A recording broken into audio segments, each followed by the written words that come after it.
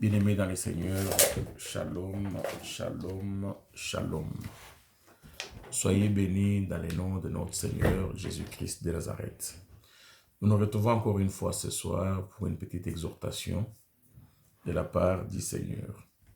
Notre sujet d'aujourd'hui s'intitule « Qui suis-je » ou « Qui es-tu » ? Comment t'identifies-tu ? Est-ce que tu t'es déjà posé la question pour savoir qui tu es? Si tu as déjà pris conscience de ta vraie nature, oui ou non. En tant qu'être humain, te définis-tu comme étant un ensemble de muscles soutenus par la charpente osseuse à l'intérieur, qui mange, qui boit et qui dort après une période disparaît, ou t'as déjà posé la question, quelle est l'essence de tout ça dans ta vie? Pour ne pas plus tarder, nous allons avoir notre première lecture d'aujourd'hui pour nous donner un peu l'idée de ce que nous allons parler dans les livres, dans l'évangile de Luc, chapitre 15, verset 11. Ça nous parle de la parabole du fils perdu. Peut-être ça peut être toi qui se retrouve dans ce contexte de la parabole du fils perdu. Si ce n'est pas toi, veuillez partager, ça peut aider quelqu'un à reprendre conscience pour sauver son âme. Parce que nous ne sommes pas définis seulement comme étant cette boule de muscles et de squelettes osseuses qui existent et qui disparaît. Mais dans notre structure apparente, physique, il y a les valeurs que Dieu a mis, qu'il a cachées, qu'il a révélées à certains. C'est pourquoi ce soir, j'ai voulu qu'on en parle. Peut-être vous connaissez déjà ça, mais qu'on puisse en partager. Ça veut dire l'homme à l'image et à la ressemblance de Dieu qui est dans nous, qui dort, qui somnole. Dans la parabole du fils perdu, on nous parle d'un enfant, d'un roi, un enfant d'un Dieu, à l'image et à la ressemblance de Dieu, qui vivait dans l'harmonie et dans l'équilibre, qui a perdu sa vraie valeur, qui a perdu sa nature, qui a chuté et qui demande à son père, dans sa perte de vitesse, dans son ignorance, de les personnaliser. Il quitte l'impersonnalisation. Il quitte la nature d'un enfant de Dieu. Il veut devenir un enfant chair et sang. Il veut s'identifier par moi.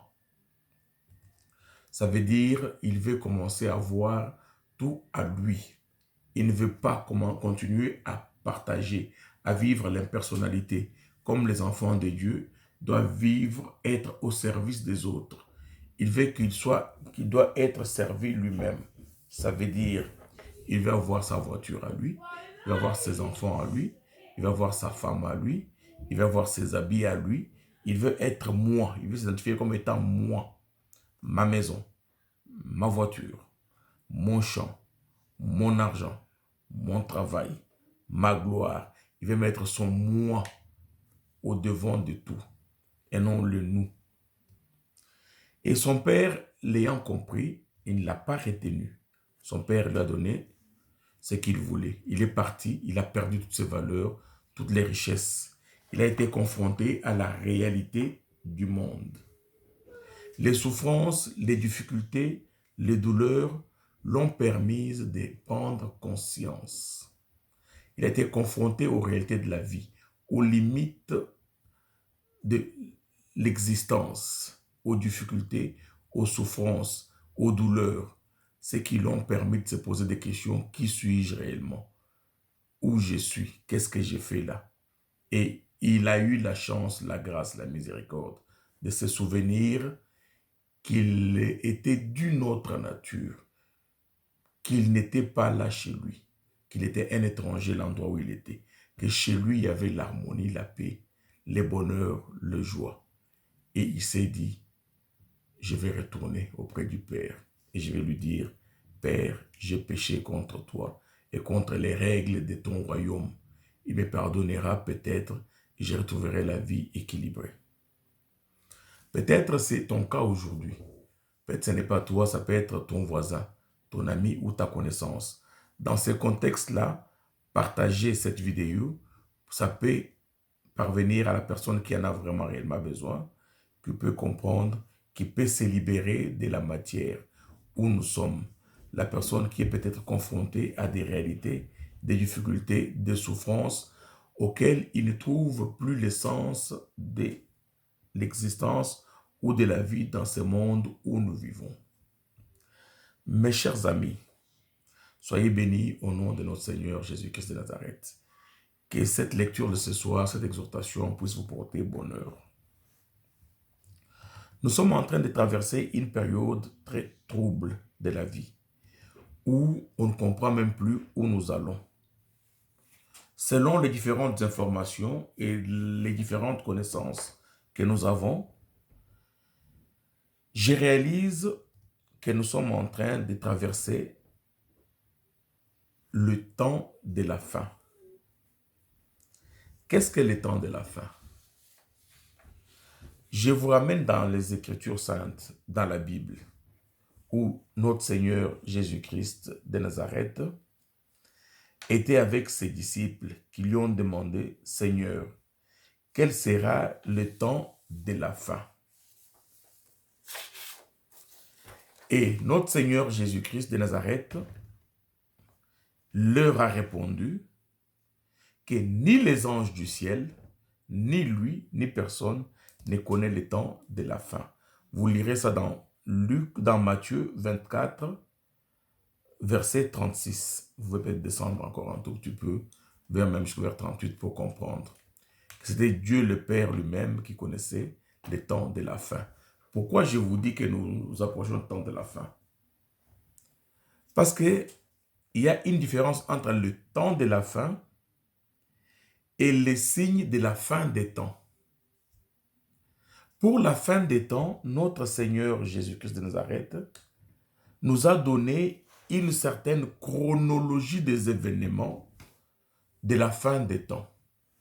Dans la fin des temps, dans la chronologie qu'il nous a donnée, il nous a donné certains signes qui deviennent de plus en plus visibles aujourd'hui. Les signes qu'il a donnés des temps de la fin, que vous allez trouver dans Matthieu 24, verset 5 jusqu'à 10, ou dans 1 Timothée 4, 11, qui nous parle des événements des guerres, des haines, des rancunes, des tremblements de terre, de plusieurs problèmes qui seront comme les signes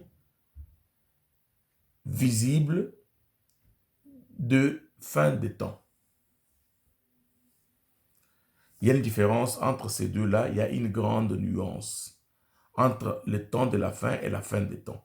La fin des temps nous est donnée par différents signes qui vont nous permettre de comprendre.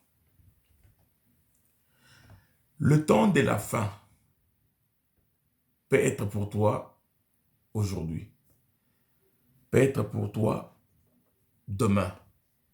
Peut-être qui te dit, mon frère, qui te dit, ma soeur, que tu as encore 5 mois à vivre? Qui te dit que tu as encore 10 ans d'existence? Qui te dit que tu as encore 20 ans? La plupart, même ceux qui sont partis, avaient des projets de la vie. Peut-être ils parlent avec leurs amis. Demain, je ferai ça, ceci, cela. Il n'arrivera jamais demain. Ou après-demain. Si vous allez dans le cimetière, ce n'est pas pour vous effrayer. Je ne suis pas là pour vous parler, pour éveiller dans vous la peur ou vous traumatiser parce que tout le monde va passer. Ça, c'est une évidence. Mais pourquoi j'utilise cela? En passant. Et ce sera la fin des choses où la vie va continuer. Et si elle continuait, qui nous sommes? Où allons-nous? Où serons-nous? Parce que dans plusieurs écritures saintes, nous avons des réponses dans plusieurs histoires que quand nous mourrons, nous ne mourrons pas. La vie continue dans un autre aspect qui est notre vraie vie. Il se pourrait que nous sommes en train de vivre une illusion. Nous sommes des pèlerins sur cette terre. Nous vivons une illusion dans le temps, l'espace-temps qui est temporel. Nous sommes en mission.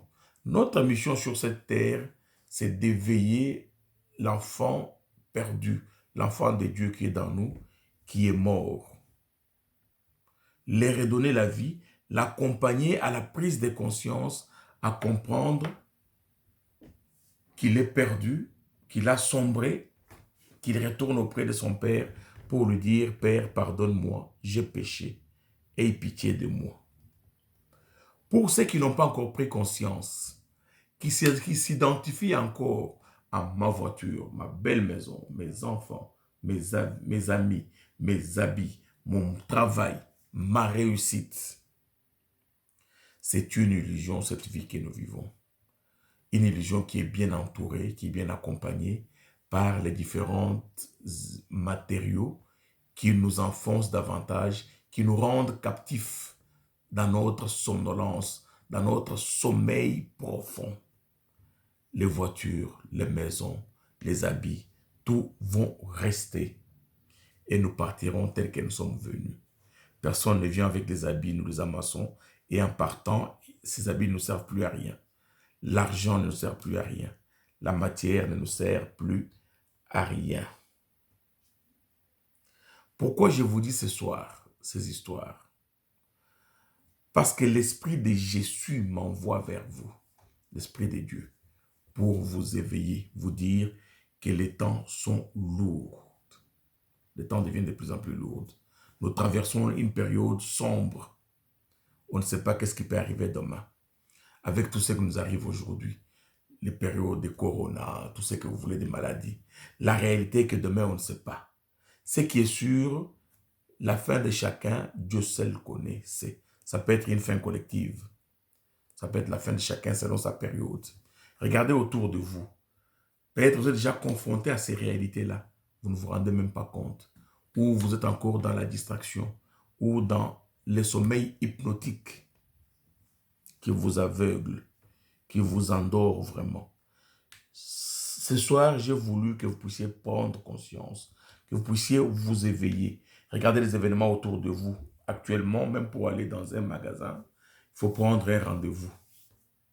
Allez-y comprendre, ça devient anormal. Il faut prendre un rendez-vous, il faut porter des muselières, il ne faut plus se rapprocher, il ne faut plus vivre en groupe. Il y a beaucoup d'histoires qui ne tournent plus en rond. Peut-être, on ne sait pas. L'ennemi s'est levé. C'est pour vous dire, attention, attention, le temps est presque proche. Préparez-vous à prendre conscience et à retourner auprès de votre Père. Tirez très attention. Je vais vous donner un exemple simple. Une personne qui est tombée dans les pièges de l'illusion, qui pour lui, la vie est belle, qui définit la vie comme manger, boire, naître, grandir et puis mourir. Un jour, il sera confronté à une réalité, dont la plupart des réalités les plus lourdes, c'est la perte d'un être cher. Un être cher. Et ce qui est comme une surprise, c'est quand on perd un être cher, qui ne peut plus être avec nous, qu'il est parti réellement, qu'on essaye, dans cette souffrance-là, de prendre conscience de la réalité, que tout n'était qu'une illusion. Tout n'était qu'un rêve insensé, dans lequel nous sommes tombés, dans les pièges que nous sommes tombés. Et quand on perd un être cher, pour ceux qui sont dans des pays encore un peu structurés, je peux dire modernisés, où la technologie a encore un peu de la place, on va laisser être dans des frigos, à des endroits où on appelle morgue. Et après 1 ou 2 jours, on est obligé d'aller revoir les corps de la personne qu'on aime. Et la grande surprise, c'est laquelle? C'est quand on va à l'entrée de ces structures organisées, ces frigos géants dans lesquels on garde les corps sans vie, qui ne servent plus à rien. Quand vous entrez dans ces structures, il y a les écrits à l'entrée que vous allez peut-être trouver, où c'est écrit « Nous étions comme toi ». La plupart qui remplissent les cimetières, qui ont tout abandonné derrière eux, qui ne peuvent rien abandonner, étaient comme nous. Ils mangeaient comme nous. Ils vivaient comme nous. Peut-être ils avaient plus d'argent que nous, plus d'influence que nous, plus de moyens que nous. Je ne vais pas entrer dans les jeux de vous citer certains ou quelques-uns. Mais quand on va pour revoir leur corps, nous sommes confrontés à des réalités horreurs qui nous poussent à des réflexions énormes, dont les questions nous arrivent, quelle est l'essence de tout ça? Et les Écritures peut-être à l'entrée qui nous disent qu'ils étaient comme nous, ou ils disent nous étions comme vous. Peut-être on ne le voit pas. Et quand on entre, on est confronté à la réalité que la personne est maintenant un corps sans vie, et même qui se décompose, ça nous pousse à une grande réflexion. L'hôpital, encore, c'est autre chose. Ça nous pousse à une grande réflexion. Et quand on finit, on ne sait pas tenir longtemps, tu peux vouloir rester, tu ne resteras pas au-delà de 2 heures ou 3 heures. Et en sortant, un autre message t'accueille à la sortie, qui te dit, et bientôt tu seras comme nous. Tu vas nous rejoindre dans cette même démarche. Et là, ça révolutionne un peu nos pensées. Et quand on rentre là où nos proches vivaient, on trouve qu'ils ont laissé leur argent, leurs projets, leurs habits, leur définition, moi, ils ont tout abandonné, leur nourriture. Ils se sont retrouvés dans un état qu'ils ne pensaient pas, qu'ils n'avaient pas peut-être prévu. Ils sont obligés de partir. C'est à cette étape de la vie que la réalité nous rattrape. Et quand ils partent, où est-ce qu'ils vont partir? C'est pourquoi ce soir, je viens vers toi, mon frère. Je viens vers toi, ma soeur, avec ces messages que Jésus m'a convaincu pour te les transmettre. Si ce n'est pas ton message, transmets-les à l'autre. Toi qui n'as pas encore pris conscience de qui tu es, où tu es, qu'est-ce que tu fais. Toi qui ne veux pas retourner ta vie, l'essence de ta vie. Essaie un peu de conduire ta vie dans le sens inverse. Ne te définis toujours pas par moi. Tout est éphémère, tout est périssable, tout est inutile. Ça ne nous réconforte en rien, ça ne nous soutient pas. Tout est passager et ça passe trop vite. Regarde autour de toi. Essaie de comprendre les messages que l'Esprit de Dieu t'envoie. Tu comprendras peut-être que nous ne sommes pas que la chair ou les muscles et les squelettes où on vous dit il faut en profiter, il faut vivre à fond ta vie. Non, c'est un mensonge. Tu ne connais ni le jour, tu ne connais ni l'heure. Ça arrivera comme un voleur, peut-être dans une voiture, pouf, un accident. Tu es parti tel que tu es, au moment même, peut-être dans le sommeil, peut-être au boulot, un accident, peut-être en train de manger, peut-être en trébuchant. Prends conscience. Comprends que tu n'es pas la chair et le sang et les muscles. Tu es un enfant de Dieu. Tu as été créé à l'image et à la ressemblance de Dieu. Éveille ta vraie nature qui est dans toi, qui somnole. Oriente-les vers ton Père. Dis à ton Père, Père, j'ai péché contre toi. Pardonne-moi, j'aimerais revenir. Retrouve ta vraie nature, dont tu es l'homme à l'image et à la ressemblance de Dieu. Ta vie n'est pas limitée dans l'existence. Manger, boire, croître, qui peut être 5, 10, 15, 20, 50, même 80 ans, 90. Et quel est l'essence de tout ça? Quel est l'essence de la vie? C'est de manger, boire, l'enfant prodigue qui peut être toi ou ton voisin, à qui tu vas transférer ces messages pour qu'il prenne conscience. Lui au moins a eu la grâce et la miséricorde de prendre conscience qu'il n'était pas l'homme de la chair et de sang, qu'il ne pouvait que manger et boire. Il a compris qu'il y avait la vie. La vie était dans lui. Dans lui, il y avait une conscience. Il est retourné vers son Père pour demander pardon. Il dit, papa, pardonne-moi, j'ai péché. Permets-moi de réintégrer la patrie divine. Mon frère, ma soeur, ce soir, je te fais un appel. Toi qui es perdu dans tes idées, dans tes difficultés, dans tes souffrances, que tes souffrances te servent comme une interpellation. Rentre au fond de toi. Retourne dans toi-même. Ne regarde pas la distraction, l'illusion qui t'enferme, la recherche de l'argent, la gestion de ton travail, de ta vie. Tout ce que tu as, ce n'est qu'une illusion qui va s'envoler, qui va partir. Et tu te retrouveras un jour au bout où tu n'auras même plus le temps. Le temps est arrivé ce soir de prendre conscience que nous sommes dans l'obligation. Nous avons pour mission d'accompagner l'enfant de Dieu qui est dans nous. Le Seigneur Jésus nous a dit, le royaume des cieux est dans vous. C'est dans nous où se trouve le royaume des cieux, où se trouve l'homme à l'image et à la ressemblance de Dieu. Notre mission, c'est de l'accompagner à la repentance, à retrouver son origine, sa vraie vie. Que lui puisse naître, qu'il puisse croître, que nous puissions diminuer. Que le moi, les sujets de toute illusion, les sujets de l'emprisonnement puissent diminuer. Que lui, le Fils de Dieu dans nous, puisse croître, puisse grandir, puisse reprendre le chemin de la libération. Une fois qu'il est libéré, nous avons atteint notre mission et nous sommes sauvés. Mon frère et ma sœur, tourne ton regard vers la croix, vers notre Seigneur Jésus-Christ de Nazareth. C'est lui qui est la solution.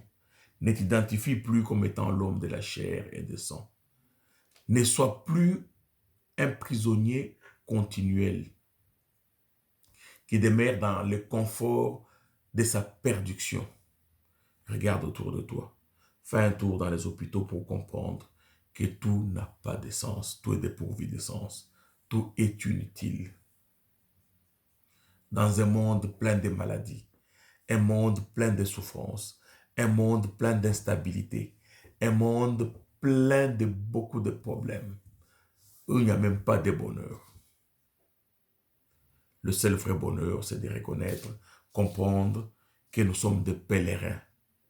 Nous venons de notre Père et notre vrai Père, qui est le Dieu créateur de l'univers visible et invisible, que le Seigneur Jésus a été envoyé pour nous pécher, nous tirer de nos souffrances, de nos difficultés. Il nous a montré le chemin à suivre. Suivons cette voie, suivons cette étoile-là qui est Jésus, qui va nous conduire vers notre libération. Puisse-t-il que l'exhortation de ce soir vous servir d'un guide.